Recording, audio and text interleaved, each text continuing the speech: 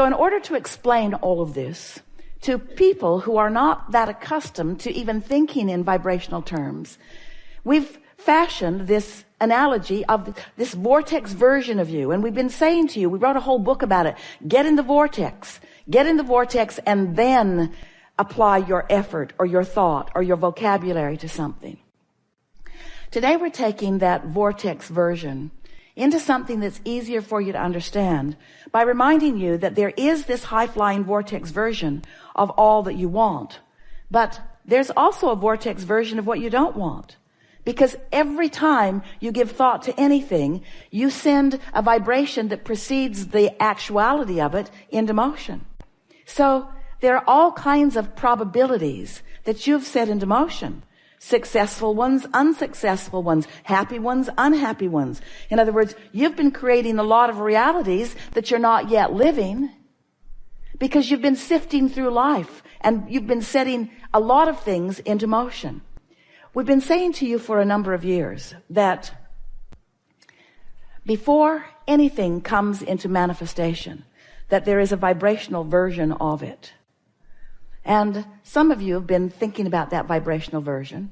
We don't want you to consider too much this vibrational buffet.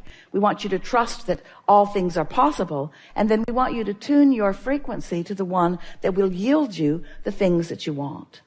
So just for sake of explanation, we'd like to say to you that there are many potential grids, spinning vibrational grids, that you could be choosing in any moment in time. You could wake up discouraged. And if you think about why you're discouraged and talk to even one person about it, you can get momentum of discouragement going, and that's your grid. And we don't want to upset you ever, but we do want to tell you how it is. That grid that you establish first thing in the day is most likely the grid that you will keep going mostly through the day, because momentum which is perpetuated by law of attraction, says that it is most likely. We've been telling you a story for a while.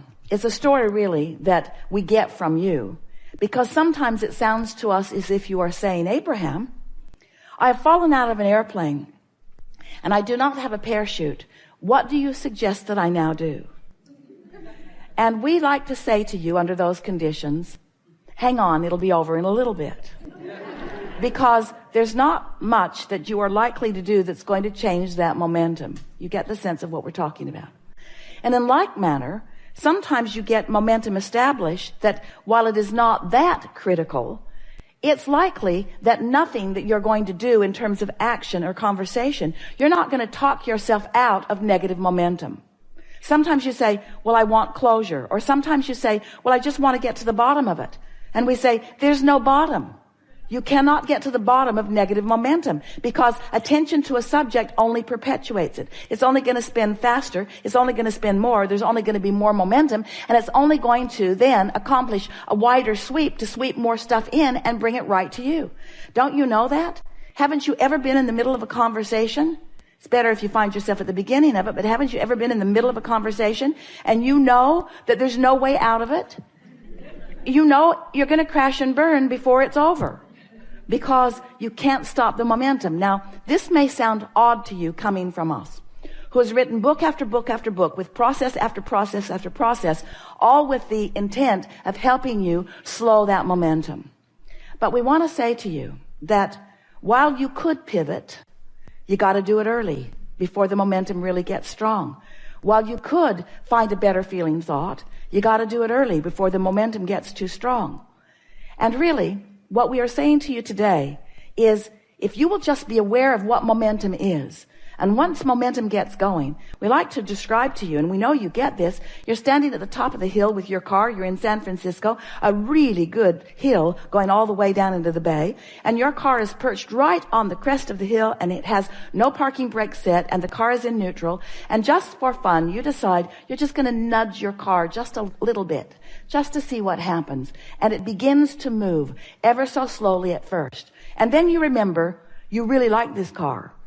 And you also remember that you don't really want any negative repercussion from your car barreling down the hill. And so before it really gets going, you just step out right in front of it and you let it bump up against you and it stops. All is well. you wouldn't want to be at the bottom of the hill trying to stop that momentum, would you? So you understand that once momentum gets going, it gets more speed, it has more force, it collects more of everything that moves along with it. And so we want you to let the cornerstone of this discussion today be around the subject of momentum, because law of attraction is the momentum perpetuator. Law of attraction will gather momentum to whatever you give your attention to. When you find a thought and you focus upon it, and you stay focused upon that thought for as little as 17 seconds, momentum ensues, because another thought like it joins it. And then another thought like it joins it. Another 17 seconds, another 17 seconds. By the time you've done that 4 times and you cross that 68-second mark, you've got significant enough momentum going that you pretty much have to take a nap in order to stop that momentum. So when we say to you, it's a good idea to get out ahead of manifestation, what we're really talking about is deciding how you want to feel first, earlier in the day. It's like seeing those discs stacked up, those spinning discs: depression, fear, anger, frustration, overwhelmment, hopefulness, eagerness, passion, love. And if you could just see them stacked up, and early in the day, before any other momentum has been established within you, decide that you want to jump on this disc, and jump on that high-flying disc and set forth a thought, a pure thought that has no resistance in it. You'll have to feel around till you find them, because it really is a personal thing. If you can maintain that thought for as little as 17 seconds, it is our promise to you, momentum will take you from there. And another 17 and another 17. If you can pick your disc early in the day, then you have a very good chance this day of making it through breakfast. Feeling better. Now, you might not make it all the way to breakfast. You might not make it all the way through breakfast, because the fact of it is you've got other momentums going, and there are trigger points all around your life that are going to activate them. But if every morning for just a little while you wake up intent on finding that good feeling disc and managing to accomplish it, and then allowing that momentum to ensue, what you're going to begin to discover is the momentum on those other discs will peter out, because the only thing that keeps them spinning, it really is like that plate spinning act where the genius throws the plates up into the air and keeps them going, and he keeps them going, and he keeps them going. Have you seen him? He runs down there and keeps that going, and he runs down there and keeps that going. It's only his attention to them that keeps them going. And the same is true of your discs. It's only your attention to them that keeps them going. And there are a whole lot of discs on your spinning disc act that you would be well to let go for lack of attention. Just let them fall from your experience, and just keep the ones going that you want to keep going, because you have a vortex version of so many wonderful things. And as you accomplish a vibrational pattern or habit that equals them, then all kinds of manifestations, starting with a great idea. A great idea is a manifestation. An impulse is a manifestation. That feeling to go into that restaurant, and then a conscious thought, no, that's not the right one for me. And then the feeling being there stronger. Those are impulses. Those are inspirations. That is momentum that is offered from your broader perspective, that when you are in the vicinity of them, in time, if you play this game just a little while of selecting your disc early on, you'll begin to notice that all things that matter to you will begin flowing into your experience in a much more satisfying and fulfilling way.